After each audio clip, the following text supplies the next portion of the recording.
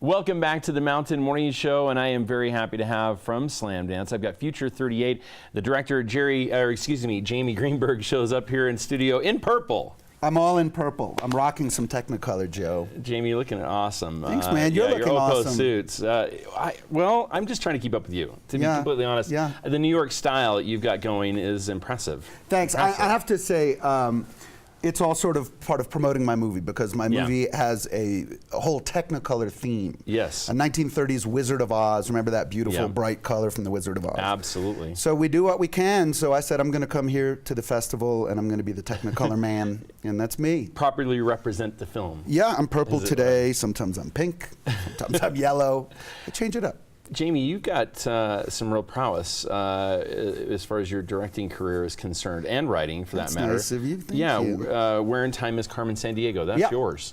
That's right. I co-created that show, educational children's show on PBS, quite a while back now. Right. It's a nice tie-in with this show, because that show was all about time travel. And here we are. So evidently I have a storied career in time travel. The weirdest thing that I'm having happen right now is, I swear this has happened before.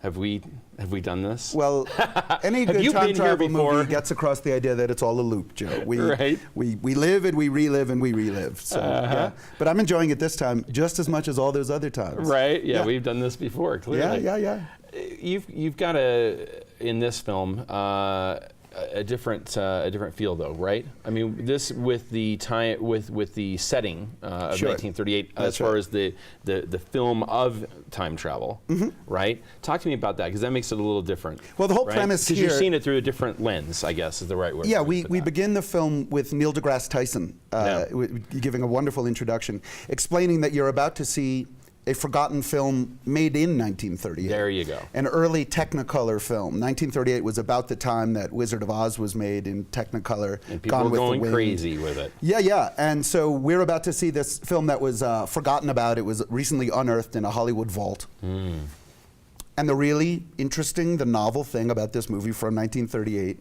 is that it's about time travel, and it's about sending our handsome hero, Essex, 80 years into the future on a very important secret mission to save all of humanity and all of history. Well, so 80 years into the future puts him at the year 2018, our time. So the fun of the movie, I hope, I think, is that the movie is a look at 1938's idea of 2018. Which is supposed to include my flying car. I'd like to know where that is. Yeah, I don't have that. I'm sorry. Yeah, I'm still waiting. It's a low-budget, independent film, my friend, so no flying car. I have to say, though, it's funny, you do actually segue me very nicely into the whole theme of the film, which is that it's a film about the future, but it's actually kind of 2018. Yeah. So it's kind of future-y, but the whole movie also has this 1938 screwball comedy vibe, all the dialogue, the characters. You were happy to write in the time. I was delighted. And so all the dialogue is that Humphrey Bogarty 1930s real snappy kind of dialogue. And it really came about because I decided I wanted to do a time travel film about the future, but frankly I knew that I would never have the budget for all that art direction to actually start building flying cars, as you say, and futuristic Jetsons buildings and stuff. So I was briefly kind of stumped by that, and then I looked around and I said, we're in the future. We live in the Jetsons now. I mean, look at what your phone can do. Look at the technology. You know, it's a computer. You can access all the information in the world, et cetera. So I kind of said, well, let's take a look at our own time and treat that like the future. Wouldn't that a great way to do that would be from a 1938 perspective. This is a great premise. We've got a clip for the film. Let's take a look at Future 38.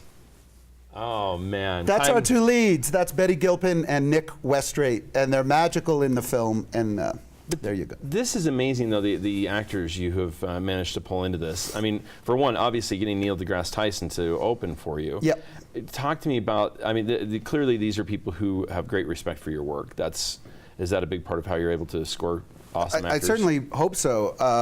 You know, you have to remember, of course, when you're going out to people like this, these wonderful two leads, Neil deGrasse Tyson and so on, needless to say, the movie's not made yet, so you're leading with your script. Right. And and with yourself, and I'm not an extremely experienced filmmaker at this point, and I have to say, I think people really responded to the script. I wrote it and directed it, and so it was very flattering for me. delighted that Betty Gilpin came on, and shortly after Nick Westrate did, and they're magical in the film. I mean, I think you got a sense of that. Yeah. Yeah, and so. I love the interaction. I love the complications of time travel, yes. which are there, yes. ever present. Our hero only has 12 hours in this future year of 2018, in which to retrieve the Formica isotope, because the isotope is going to power a bomb that's going to save the world, and the isotope, which is newly invented in 1938, needs 80 years to reach maximum power, and so. The logical solution is you lock it in a vault, an impenetrable vault, let it sit for 80 years, invent time travel on the side, send your man into the future to get it, come back, and there you are. So Essex, who you just saw, has only 12 hours in the future, or our present, and he meets beautiful Banky, and they have a whirlwind screwball comedy romance. And then after the end of 12 hours, the time travel portal, needless to say, Joe, is going to open again and whisk him back to 1938, and he's going to lose his love. So he has to choose. Does he stay with beautiful Banky but risk ruining all of history forever? Sure. Or does he give up his lady love and go back in time? And that's why hopefully you will buy a ticket and come see the movie to find out what he does. I already know. I'm putting love first. It's so important to put love first. In finality here, tell us when we can see the movie. It looks just tremendous, and the premise is certainly worth exploring for sure. Where can we find it? Come see it. Come see it. Come see it. It's making its world premiere tomorrow. At Slamdance here in Park City. Right. And Treasure Mountain. At the Treasure Mountain Inn at the top of Main Street, exactly right. World premiere tomorrow, Tuesday, 9 p.m. Tickets available still, or are you Yes, sold out? I believe tickets are available. Great. Go to the Slamdance website. That will have all the information. Folks can also come to future38.com. That's future38.com. Okay. Links and information there. Second screening is Thursday at 4 p.m., also at the Treasure Mountain Inn. So, and nobody has seen this film. Nobody out in the world has seen it. Is that right? Yeah, the leads have not seen it. And they're here to watch it with you? The leads, do you mean? Yes. Or, no, the leads here? couldn't make it because they're both shooting other things, actually. All right. So, well, it'll be exciting for them to hear how it was received here in Utah. Yeah, I can't wait. I can't either. The premise of time travel, always an interesting and complicated one. That's why Neil deGrasse Tyson's probably there at the beginning to explain it all to us. Yes, that's absolutely right. Yeah, it's possible, and I guess that's the point that he, I'm sure, alludes to, is that we believe that there's a future where what do you mean possible? This might happen. Everything in my movie is absolutely factual. I don't know what you mean by possible. Definite. I like to say definite. Yes. Well, I definitely liked meeting you, and I'm looking forward to the film. It's Future 38. Check it out at the Treasure Mountain Inn as part of Slamdance 2017. There's a lot more coming up here on the Mountain Morning Show. We'll be back after the break.